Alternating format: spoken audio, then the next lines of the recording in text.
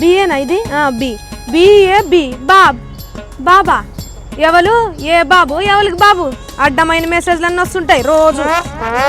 8 కోట్ల మందికి ఎవరికైతే సెల్ ఫోన్ ఉన్నాయో అందరికి ఒక మెసేజ్ పంపిస్తున్నారు.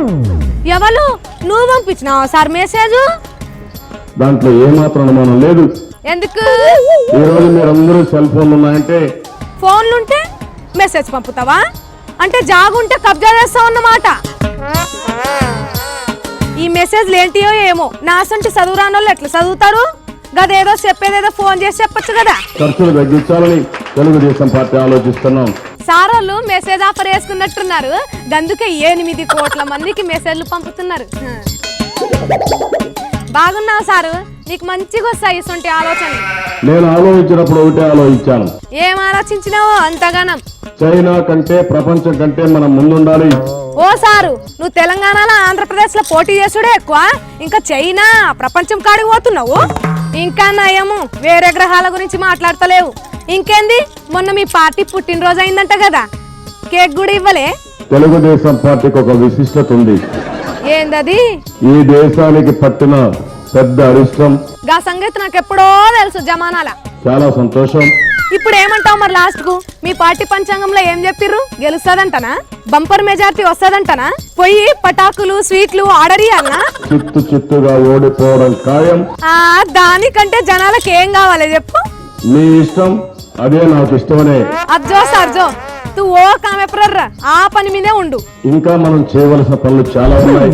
మంచిది నాయనా, మంచిది. దేరం జానాజో పోయి పని చూసుకో పో.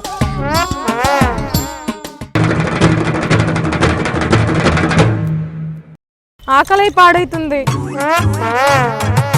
నీకు ఆకలి అవుతున్నది, మాకు కూడా ఆకలి అవుతున్నది. ఎవరికి? అక్క జాగృత అక్క, ఏందక్క ఇట్లా చెప్పా పెట్టుకుంటూ వచ్చినావు? క్షమించవలసిందిగా కూడా కోరుతా ఉన్నాం. మనకు క్షమించుడు ఎందుకక్క? నీ ఇష్టం ఉన్నప్పుడు రా, నా ఇష్టం ఉన్నప్పుడు పో. చాలా మంది మిత్రులు భయపెట్టిరున్నాం, చాలా రకాలు. ఏందక్క ఇంకా అనుమానమా నా మీద? భయం ఎందుకు? సరే ముందుగానే ఎందుకు వచ్చినావు చెప్పు.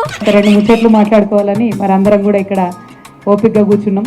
రెండేంది 4 మాటలు మాట్లాడు, ఫ్రీయే కదా. నువ్వు చెప్పకుండా వచ్చినావు అక్క, జర్ర ముందు చెప్పింటే శాల్వాలు దండలు అన్ని తెస్తుంటి. నేను ఎక్కడ కూడా దండల్ని కానీ పెద్దగా యాక్సెప్ట్ చేయను, శాల్వాలు యాక్సెప్ట్ చేయను. అట్లెందుకక్క? అది దండ కాదన్నా తర్వాత అది మెడలో పామై కూర్చుంటది.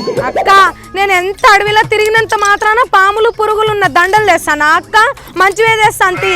ఎందుకో మైండ్ లో ఉండే. బాగుందక్క నీ మైండ్ లా. మొన్న నడుమ మీ నాయనొచ్చి కూడా ఇట్లే మస్తు మాట్లాడి పోయిండు నన్ను. చెప్పిన కదా మొండోడు గట్టిగా మాట్లాడతాడు. అంటే నువ్వు కూడా ఒప్పేసుకుంటున్నావా బాయ్? నాకైతే ఒక బలంగా ఒక నమ్మకం.